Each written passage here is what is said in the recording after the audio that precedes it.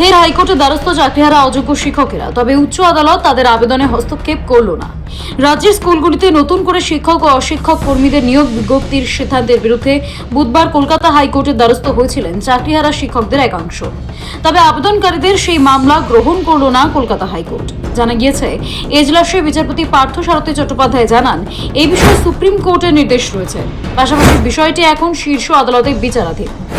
তাই এই ব্যাপারে কলকাতা হাইকোর্টে গ্রীষ্মের অবকাশকালীন বেঞ্চ হস্তক্ষেপ করবে না। স্কুল সার্ভিস কমিশনের 2016 সালের নিয়োগ প্রক্রিয়ায় ঢালাও দুর্নীতি ও জালিয়াতির অভিযোগ তুলে গোটা প্যানেলটাই বাতিল করে নতুন করে নিয়োগের নির্দেশ দিয়েছিল সুপ্রিম কোর্ট। শীর্ষ আদালতে সেই নির্দেশ মেনে 30 মে নিয়োগের বিজ্ঞপ্তি প্রকাশ করতে চলেছে মমতা বন্দ্যোপাধ্যায়ের সরকার। মঙ্গলবার নবান্নের সাংবাদিক বৈঠকে একথাই জানান মুখ্যমন্ত্রী। টাইমটা বেঁধে দেওয়া হয়েছে, যেটা আগের জাজমেন্ট রিভিউ করবার আগে, সেটা কিন্তু 31 মে 2025 ইজ টু বি ফাইল্ড। তাই বাধ্য হয়ে আমি জানাচ্ছি, দুটো প্রসেসই আমাদের চালু থাকবে। একটা হচ্ছে সুপ্রিম কোর্টের অর্ডার অনুযায়ী আমরা 31 মের মধ্যেই সুপ্রিম কোর্ট যে অর্ডারটা দিয়েছে সেটা নোটিফিকেশন করব।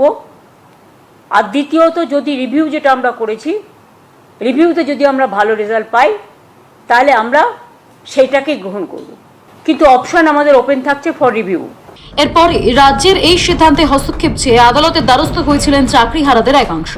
আবেদনকারী শিক্ষকদের বক্তব্য ছিল, সুপ্রিম কোর্টের নির্দেশে তাদের বেতন বন্ধ করে দেওয়া হয়েছে। তারা স্কুলে ঢুকতে পারছেন না। নতুন যে পরীক্ষা নেওয়া হবে সেখানেও অংশগ্রহণ করতে পারবেন না।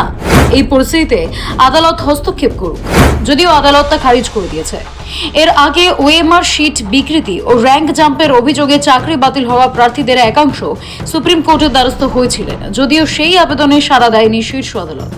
সৌভিক সানালের রিপোর্ট, সময়, কলকাতা।